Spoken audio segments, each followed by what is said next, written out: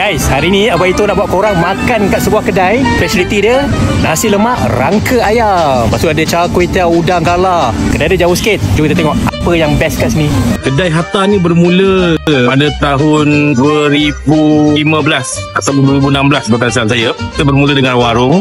Kita ada char kway teow soto, char kway teow udang galah, kita ada lemak telang. Kalau anda datang ke sini, berbagai-bagai western yang anda boleh tengok. Banyak sangat menu.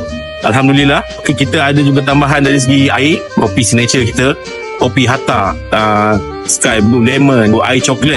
Char kway teow biasa tak sampai RM10 tu. Char kway teow tu lumato, char kway teow udang galah, char kway teow sotong, ni western, kambing, chicken menu budak-budak pun ada. Menu budak-budak ni pun tak sampai RM10 ni dah. Kau kena bawa anak bini kau setidak-tidak sekali lah bulan Ramadan buka kat sini. Kau kena bawa mak ayah kau pun tidak-tidak sekali lah bulan Ramadan. Ini yang paling popular kat sini, nasi lemak rangka ayam. Yang buat lagi special, nasi lemak ni pakai bunga telang.